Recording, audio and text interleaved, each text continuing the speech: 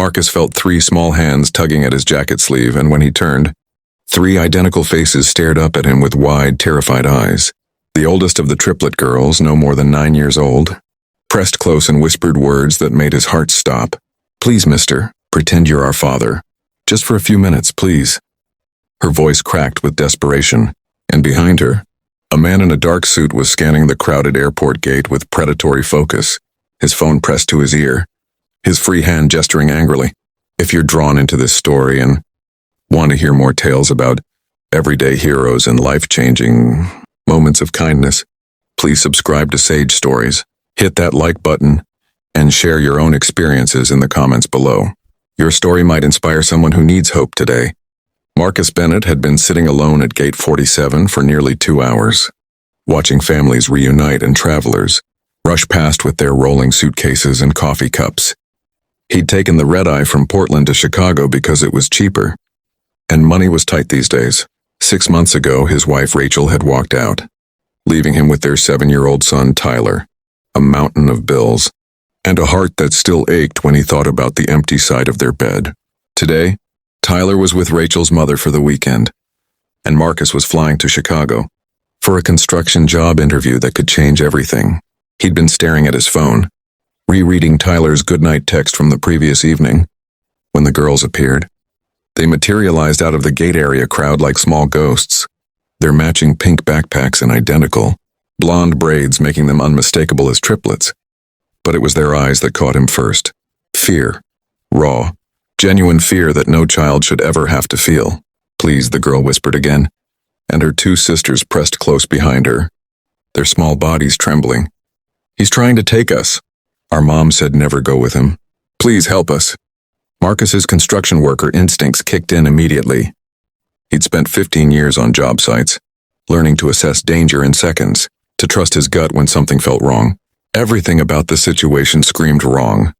The man in the suit was moving closer, his eyes still scanning, and Marcus made a split-second decision that would change all their lives. He stood up and wrapped his arms around the 3 girls, pulling them close. "Hey there, sweethearts," he said loudly enough to be heard nearby. "Did you get those snacks from the shop like I asked?" His voice was steady, but his pulse hammered in his ears. The oldest girl caught on instantly. "Yes, Daddy," she said, her voice shaking but playing along.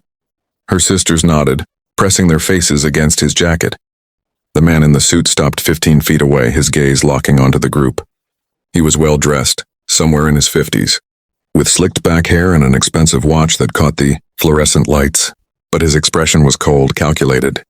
He studied Marcus with an intensity that made the hair on the back of Marcus's neck stand up. "Excuse me," the man said, his voice smooth and practiced. "I think there's been a misunderstanding. Those girls are with me. I'm their uncle." Marcus kept his arms around the trembling children. "I don't know who you are, buddy, but these are my daughters. I think you've got the wrong kids." "I don't think so." The man took a step closer, and Marcus noticed his hand sliding toward his jacket pocket. "Their mother sent me to pick them up. There's been a family emergency."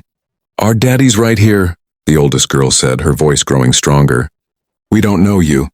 A small crowd was beginning to notice the confrontation. A woman with a toddler had stopped walking, her eyes darting between Marcus and the stranger. An elderly couple paused their conversation, watching with concern. The man's jaw tightened. "Listen, I don't want any trouble. Just hand over the girls and we can all go about our business. I think you should leave," Marcus said firmly. "Or I'm calling airport security." For a long moment, the man stared at him, weighing his options. Then his phone buzzed and he glanced at the screen. Whatever he saw there made his expression darken further. He looked back at Marcus and the girls, then at the growing number of witnesses. Finally, he turned and walked away, disappearing into the river of travelers flowing through the terminal. Marcus didn't relax. He pulled out his phone with one hand, keeping the girls close with the other. "We need to call the police," he said softly. "Can you tell me your names and what's really going on?" The oldest girl looked up at him with eyes that suddenly brimmed with tears. "I'm Emma. These are my sisters, Madison and Olivia. We're 9. That man, he's not our uncle. Our mom is Sarah Chen, and she works for a company that just found out about some really bad things happening." "She sent us on this flight alone." "Because she said people were watching. our house, and she needed us to be safe with our grandma in Chicago.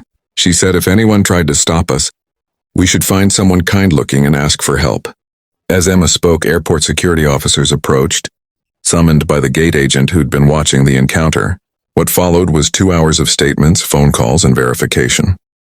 Marcus learned that Sarah Chen was a forensic accountant who'd discovered evidence of embezzlement and fraud at her firm. When she'd tried to report it internally, she'd received veiled threats. Panicked and afraid, she'd put her daughters on the first flight to her mother's house in Chicago, hoping to get them to safety while she dealt with the authorities. The man in the suit had been sent to intercept them. How he'd known which flight they were on, the police would later discover through a corrupt employee at the airline. But Sarah's instinct to have her daughters prepared, to have them seek help from a stranger if needed, had saved them. Marcus stayed with the girls until their grandmother arrived, a tiny woman who burst into tears and hugged her granddaughters so tightly they squeaked. She turned to Marcus with gratitude pouring from her eyes.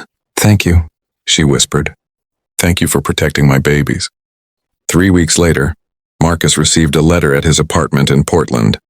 Inside was a note from Sarah Chen, who'd successfully turned over evidence to federal prosecutors and was now under protection with her daughters reunited safely with her. She thanked him for his courage, for seeing her children's fear and responding without hesitation. She'd enclosed something else too, a check for $5,000. "I know you were traveling for a job interview," she'd written. "I called the company and spoke with the hiring manager. They wanted you to know you're hired if you still want the position, but I wanted you to have this regardless, to help with whatever you need. You gave me back my children. I can never repay that, but I can try." Marcus sat at his small kitchen table, Tyler asleep in the next room, and read the letter 3 times. He thought about that split second at the airport, when 3 frightened girls had asked him to pretend to be their father. He thought about his own son, and what he would want a stranger to do if Tyler ever needed help. The money helped. The job offer helped more. But what stayed with Marcus most was something Emma had said while they waited for the police. She'd looked up at him and asked, "How did you know to help us? How did you know we were telling the truth?" He'd thought about it before answering, because when someone's afraid, really afraid, you can see it in their eyes. "And I have a little boy of your age. I'd want someone to help him if he ever needed it." She'd nodded solemnly like she was memorizing his words. "When I grow up, I'm going to help scared people too." That promise stayed with Marcus through his move to Chicago, through his first weeks at the new job, through the gradual rebuilding of his life. Sometimes he wondered if Emma would remember that day, if it would shape who she became. He hoped so, because that's what kindness does. It ripples outward, touching lives in ways we can't always see or measure. Marcus had been sitting alone at an airport gate, lost in his own struggles, his own pain. Then 3 little girls had appeared and whispered a desperate plea, and in choosing to help them, he'd found something he'd lost when Rachel left. He'd found purpose. He'd found proof that even when your own life feels broken, you still have something valuable to offer the world. The simple act of saying yes when someone needs you, of standing up when standing up is hard, of being brave for someone else when you don't feel brave at all, that's the kind of kindness that changes everything. Marcus learned that day that being someone's protector, even a stranger's protector, even for just a few minutes, is one of the most important things we can ever do. If this story touched your heart, we'd love to hear about a time when a stranger helped you or when you helped someone else. Share your story in the comments below. Your experience might be exactly what someone needs to read today, because we all have the power to be someone's answer to a desperate prayer, someone's unexpected hero, someone's reason to believe the world still has good people in it. We just have to choose to act when the moment comes.